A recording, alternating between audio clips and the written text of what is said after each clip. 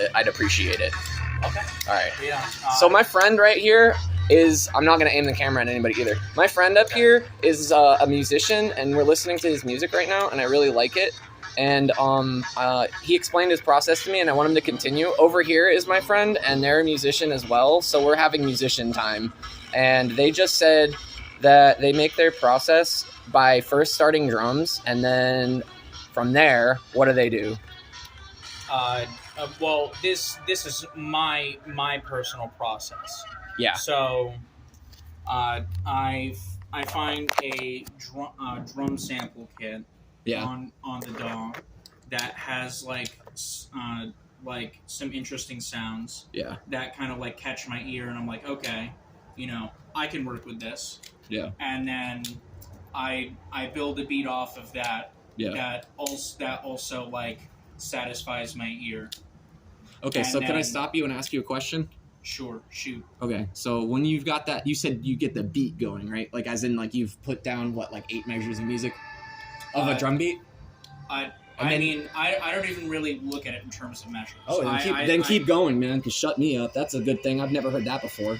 Go ahead. I literally just make the drum beat, and this is another song of mine that I've created. Yeah, did you all hear that? This is a whole nother song playing right now. It seems so seamless that I didn't notice either. Please continue, my friend. And I basically like pull out a new sound. Yeah. And just craft and create a new sound to go along with the drum track by itself. Yeah. And then after I make that sound, yeah, then my brain is like, maybe you should see if it actually works with the drums. Can I stop you and ask my other friend what they would do if they were you at that point? Yeah. Yeah. Sure. Okay, so let's say you get to a point in your music where you have gotten, I would call it the quarter of the way done. Okay. Where would you go from there? You have a quarter of your song done. What's next? So at that point, Let's put this over here so we can hear you better. Possibly. Can you lower that volume just slightly? Okay. usually I begin working with like a 8 to 16 bar pattern. Yeah. So from there I kind of start to find like the glue. Yeah. For that. Where it's like, when I'm a quarter of the way done, it's more like, I feel like the elements are a little bit more, they're having their own conversation. Oh, wow. I've never heard it said like that. And so then I start integrating them into like the overall discussion. And then I start integrating the muffler into the fucking car. You need to integrate. Nice. You need to integrate. That sonic frequency is just a little too agitating for this track. Okay, so my friend, before they were interrupted by sonic interference, was saying that they get it together, and then it's like the melodies and instruments are having a conversation together. I would call that harmony. Please continue. So then I start integrating, through usually like how I mix it, how I'll introduce like ambiance, and like a sample that'll like establish a groove, or a smaller piece like that. To start introducing them to each other. Basically. Yes. Okay, so introducing is a good word. Can I come in now? Yeah, absolutely. How I start my projects are the same as both of you. Like you said you had a way, you said you had a way, and I have a way. So that's the same. But when I get to 25%, at that point, that's when I will. No, it's okay. You didn't accidentally do anything. At that point, I will pick my new instruments, and at now in my project file, it would be at 25%. So I would have 4 tracks on the table. I would have a drum, a bass, a lead, and a whatever. Now, by then, at 25%, I am picking the whatever instrument. Okay. And that's what I do, and then I introduce the 4th instrument in. And thank you for saying that word, because that's a cool way to say it. Because it's like, if you think about it, like those are the like. Whenever I was a kid, I always was like, there's always 4 people on stage when I was watching MTV, and it seemed that way. Okay, to me, because it was like guitar person, second guitar person singer, third person that drums, fourth person bass player, okay, is what I always saw. So that's what I codified. And like, I regret that a little bit, but I also don't, because it just made me really rigidly into 4/4 and 8s. Okay. Yeah. So I don't often deviate from structure when it comes to like swing or like tempo or rhythmia. I like to keep everything really rhythmic and too rhythmic, and then start. Then when I'm at, I think, 80%, I take the song and I'll just take the slicing tool. Okay. And I'll multiply a bunch of parts of the song that I thought were neat. And like, let's say that I did A, B, right? Already, structure-wise. And then this area is new.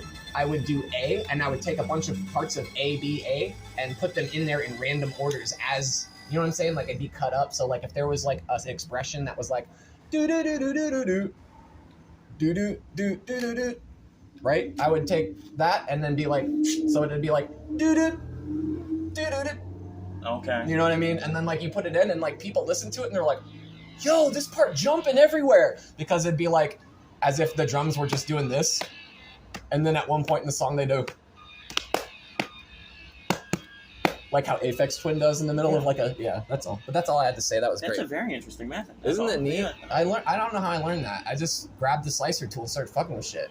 Why? And then I only use FL Studio because I like MIDI notes, so I'm always poking MIDI notes first. I don't use samples often because samples are just too fun. Okay. They're just too fun, dude. I don't know what to say. The only samples that I use are of my voice. That's cool. You have to go later? Everything is in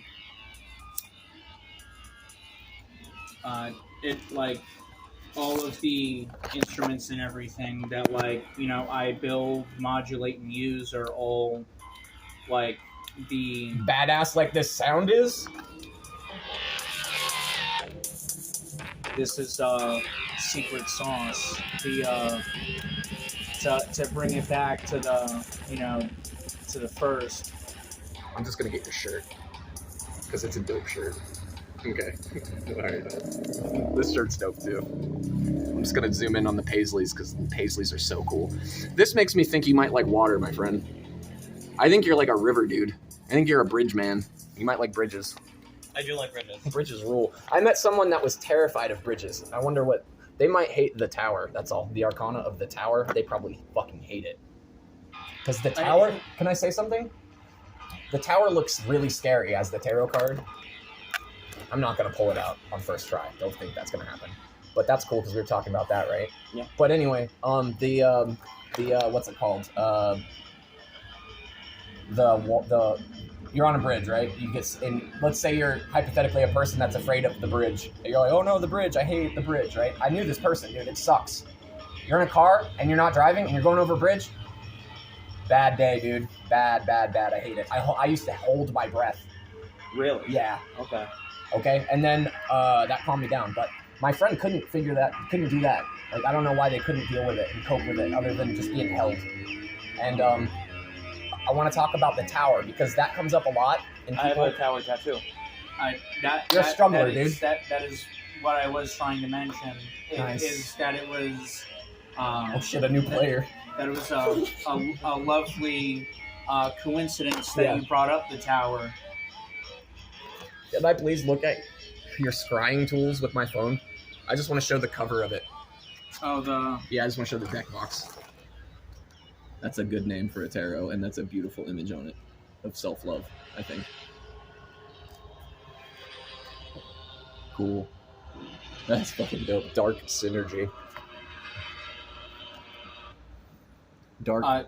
The thing Dark that actually inspired like that, Sliver. What the fuck? like basically like that buzzing raid horn, like at the end of Secret Sauce, was I actually finished watching Archive 13. What is that? It is a Netflix horror series that's based off of like this like this horror podcast, and like whenever like they were like Yo, can you get that dice? like Just, move it back over trying this way so I can reach it? to like whenever like the demons started to appear, Yeah. it would have like a similar like loud, like droning buzz. Like whenever the cult members would enter into a trance, they would like basically like chant in like this and yes, just like this, like a drone, like oh, or like oh, like what does it sound like in your head? Like it's.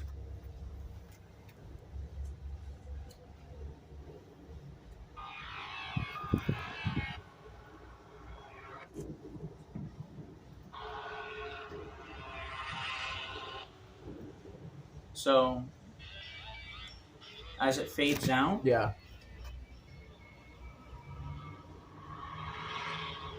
Can you put that down yourself? Yeah.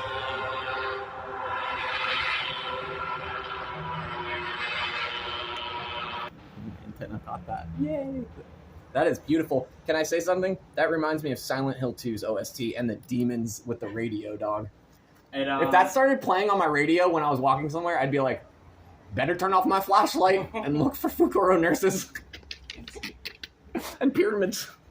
It's actually interesting that you. Oh, thanks, buddy. Yeah, no one started fire. Thank you.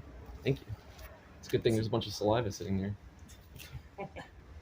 It's actually interesting that you mention having an evocation from the sound of. That's a good word.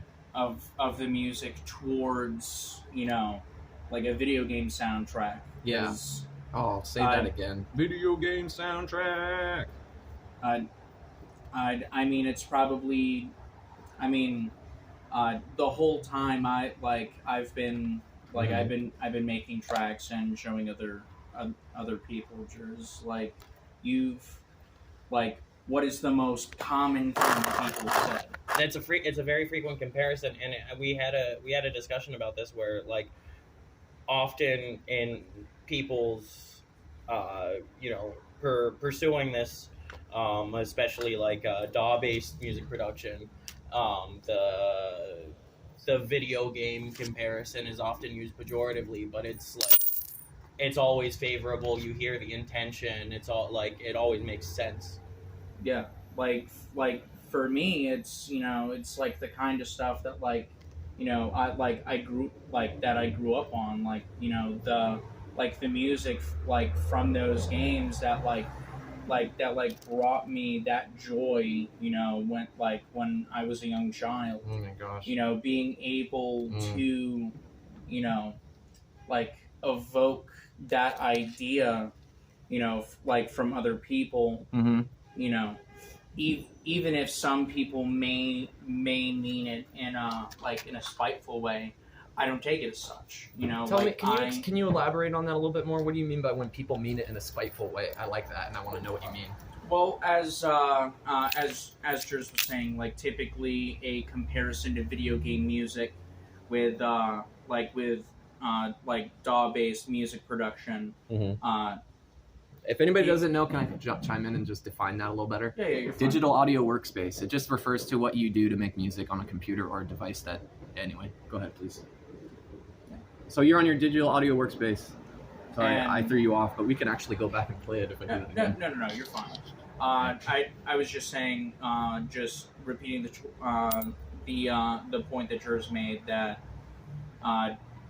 a lot of times, people that make music and use the comparison to video game music as a pejorative or derogatory comment, in order to appraise another person's music. All right, can I chime in when you're done? But I was saying, even if people have that intention when saying that about my music, I can't help but feel it as a compliment, because that kind of music is something that I do enjoy. Okay. And if they feel that, my music is lacking in some way, or is insubstantial in a way that they view video game music, it's irrelevant to me. Because at the end of the day, You know, I create the sounds that I want to hear. That's beautiful. No, it's nice to hear like anything that's affirming in that way. It's rare, especially when it's meant to be used negatively. Right? It's probably like the biggest excuse my French here, the biggest fuck you that you can really give to someone that's trying to, you know, really like tear you down or dissuade you from continuing your craft. Can you please elaborate, either of you, on an event where somebody did that to you and then you sort of got them? You know what I'm saying? I can give you an example of it in my life. I just want that story from you because I know it's happened to you if you've met those people. And by that I mean like somebody comes up to you, disrespects you, and then later in life you see them again and it makes you laugh. I mean, like they're disrespecting me, right? They're like, dude, your music sucks. Why do you only go? Here's an example, straight up. I'll put a song online of just like cool ass chip tunes, right? I'll get maybe one comment in like a year that's like, nice. Oh, dude, I love chip right? tunes. Yeah, dude, right? Me too. One time I put it on this video game designer board on Facebook, okay? And if you guys have never done that and you like video game music, that's a really good way to, that's a good metric, dude. Just don't even worry about views or anything. Just put it up there, and if no one says anything, it stands on its own, dude. You are a king or a queen at music. I promise you. Video game enthusiasts and OST people are just like both of you, meaning they share your opinion of respect of musicians and what they do. So if you want a nice place to put your music up, it doesn't even need to be VGM. You can just be like, this is a track I wrote, because I'll promise you, it could be a VGM track if it was played while a game was playing. Fact. You just don't know that if you have never heard that or thought that. And so in my life, I'll be putting those songs online, and some person will say, why does the bass sound like a fart? And like literally be angry about it, and literally be angry because the rest of the song they agree with, but they hear the muffler that I hear. And I go, it is and I explain the sonic, you know what I mean? I explain the properties of it, and I'm like, it is joyful to me. I love that sound in my ear. That's the best bass line all the way down here. It sounds like to me, and it's awesome on a big ass speaker, dude. But when someone's hearing it on their phone and they don't understand anything or have headphones or audio thoughts, they're a guy with the big muffler. They're like, I can't hear anything unless it goes boom, boom. And like my music don't do that until you go home and put it in a stereo or put a headphone on. Yeah. So I laugh at that all the time without engaging in it.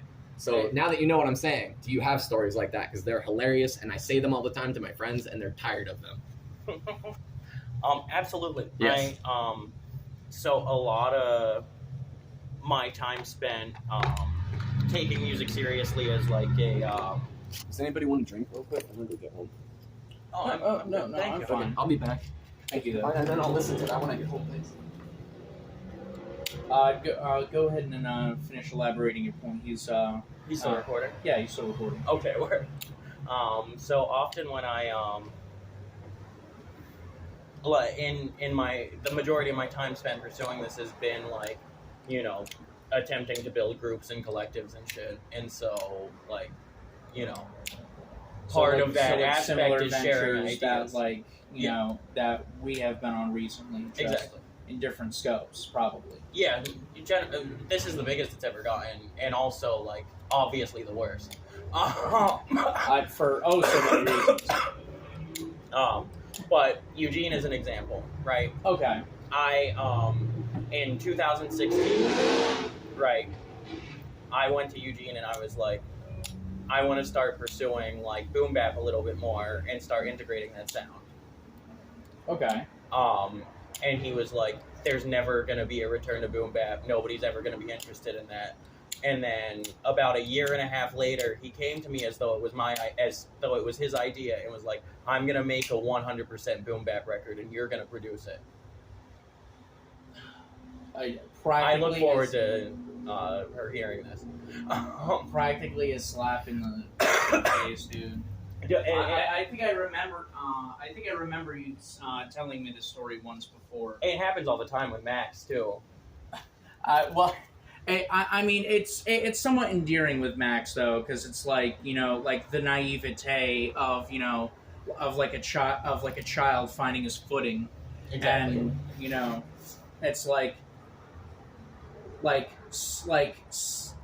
speaks, out against, the foundation that, like, you're letting that, that you're offering him, like, to tread upon. Yeah. And then tries to build his own, realizes that the foundation that he tried to build isn't working, and then instead, and inadvertently, or maybe intentionally in some regard, comes back and uses the foundation that you laid out, and then realizes it was right from the beginning. Yeah. That's... I think I remember at least five occasions with where this has happened. Yeah, within the past 3 months, probably 3 to 6. Yeah, I was gonna say about 6 months. Won't give it such like a short span. I'm so proud of that boy. He's extremely talented. Have you heard the song that I mixed and mastered for Matt? For Matt? Yeah. I don't think so. I'll play it for you. Word. And it'll be an interesting addition to this video. This audio. Yeah, after I somewhat stunk up the airwaves. I mean that in the best possible way, speaking of my music. Because I know I've told you, it was always my intention to, Disgust. just complete and utter shock and awe. Like, equal parts fascination and disgust. Yeah. Of course. You have the floor. And it's such an incredible song. He's a real natural talent that I'm excited to cultivate and build with. Did they already put bars in the track?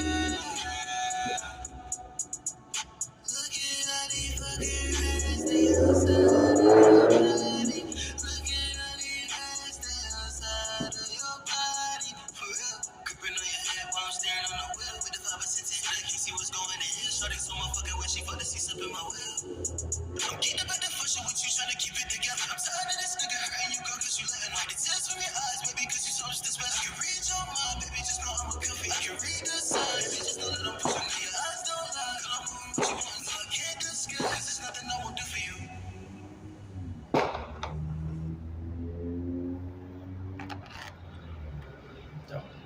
And so they can be a hit.